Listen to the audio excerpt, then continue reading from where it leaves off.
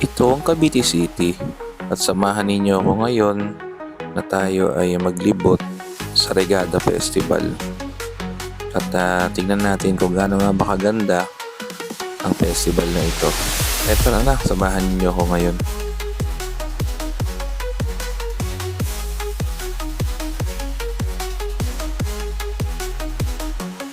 Ang Regada Festival ay ginaganap tuwing June 24. Ito isang tradisyon na nakasanayan ng mga Caviteño. At magmula pa noon, mga panahon pa ng Espanyol, una itong ipinagdiriwang sapagkat ito'y pista ni San Juan Bautista. Ang regada ay nagsimula sa salitang regar na ang ibig sabihin ay ibuhos ng tubig. Ang salitang regar ay isang tiyabakadong salita na minana pa sa mga Espanyol. Wow, wowie! Dala kong kaliskis mo, oy! May diwata! Wow! Wow! Wow! Wow! May diwata na naman! Wow, wowie! Wow! Wow! Wow! Taong-taon ay pinagdiriwang ito ng mga Caviteño bilang paggunita sa pagbautismo ni San Juan Bautista kay Jesucristo. At hanggang ngayon, ito'y patuloy pa rin at magpapatuloy pang tradisyon dito sa aming lugar.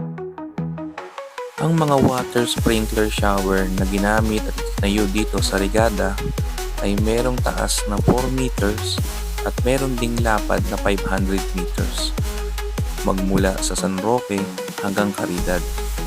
Sobrang saya dito kasi halos lahat ng mga Caviteño ay sinasantabi muna nila lahat ng kanilang mga problema at nagdidiwang dito. At makikita nyo rin dito na maraming paninda, mga tubig na pambato na may kulay, good luck sa t-shirt mo, mga pagkain, mga tusok-tusok, at siguradong busog ka talaga dito. Marami din dito mga tinitindang pampachillax. Alam mo nang ibig sabihin. Siyempre marami yan dito mga beer, mga hard drinks. Wala ka nang hahanapin pa, hindi mo na kailangan lumayo, magpunta pa sa malayong tindahan. Pagkat nandito na sa mga tabi-tabi, sa may Regada Center dito sa Cavite City, ang mga trip mong pagkain at inumin. Meron pa nga shawarma, meron din mga palamig, meron din mga hamburger dito. Samahan mo pa ng mga tusok-tusok mo, di ba? Solve ang kagutuman mo. Dahil sa wala akong anda ngayon, makikiamoy muna ako. Bango. Busog na rin ako. Tara, libutin pa natin itong buong lugar na ito. Ang sarap ng pagkain. Sana all. Kita niyo naman yung mga itsura ng pagkain. Nakakagutom ba? Grabe ba? Ay buhay. Di bale, one day makakain din natin yan. At tayo maglilibot-libot ngayon. Kita nyo naman ang daming paninda. At may mga palamig pa. Grabe na yan. Di piso wala. Wala man lang ako mabili. Pero okay lang yun. Sige, papasyal ko pa kayo dito. Ito naman ang Regada Center dito sa Cavite City. Nakita nyo naman ang daming tao. Sa mga oras ang alas 8 ng umaga ay nagbobomba ang BFP o ang Bureau of Fire Protection para mabasa ang lahat. Yun din ang mga water sprinkler na nakaabang at pagsapit nito ng tanghali ay matatapos na rin ang regadang ito. Pero habang hindi pa siya natatapos, ulitin na natin lahat to, men. Kita nyo naman umuulan ng sabon. Hindi ko na kailangan maligo sa bahay namin kasi dito pa lang may sabon ka na, may tubig ka pa. Saan ka pa?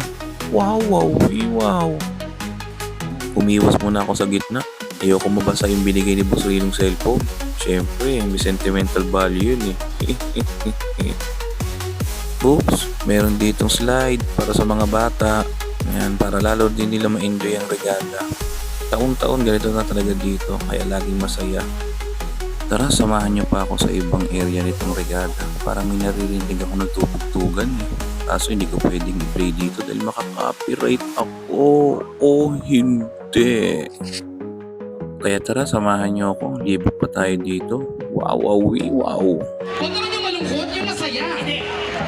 Bakit? Ba't yun ang nangyari? Wala na po si Yoshi. Isang mabilis na mali. Isa pala isa. Ay, ano ba ginagawa ko? Ay, Gaga po kami galaga. bibilang ako ha. Kailangan pang misunod siya. Ah! 1,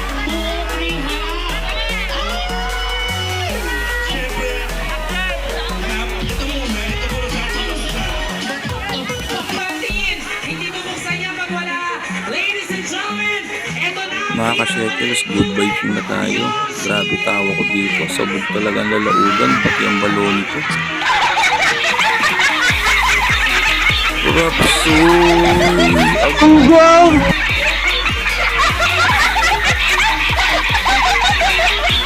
Gusto mo umuwi ng 45? Wow!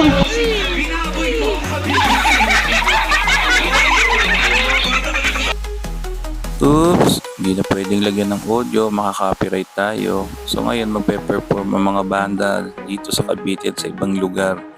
So may mga guest bands din sila, no? Kaya magja-jamming muna sila dyan ngayon. Copyright. Hindi pwedeng i-play. Copyright. Hindi pwedeng i-play. Yari tayo, boy. Kaya yan, nagtutugtugan na sila. So habang sila nagtutugtugan, nag-iisip din ako kung saan pa tayo pupunta. Maraming mapupuntahan dito at sobrang lawak. Kaya lilibutin pa natin lahat. Kaya tara na. Hirap ng copyright. Iyoko yun. Isang trivia din sa Cavite City. Maraming mga magagaling na banda ang mga taga rito. Siyempre hindi ko naiisa-isahin kung ano ng mga banda yon. Secret, pero marami mga taga rito na manunugtog na sikat na. Kaya tara, ikot-ikot pa tayo. Namimiss ko tuloy yung mga panahon namin na kami yung nasa stage na yan at tumutugtog. Sobrang saya talaga sa regada. Kaya tara na, baka maluha pa ako eh. Yan, ang lugar na ito ay San Roque Main Road o kung tawagin namin ni Plaza.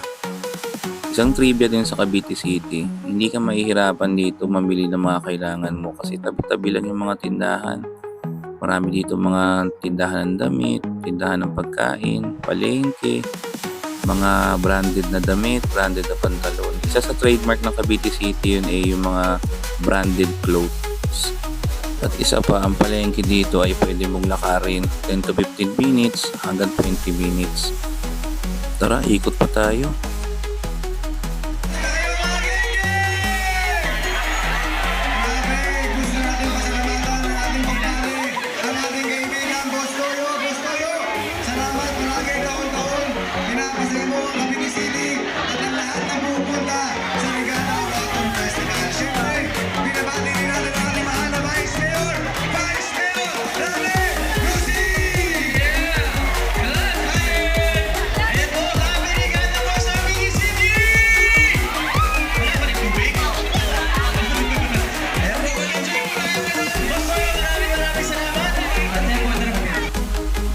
Dito tayo ulit sa Regado Center kasi magbubusan ulit ng tubig.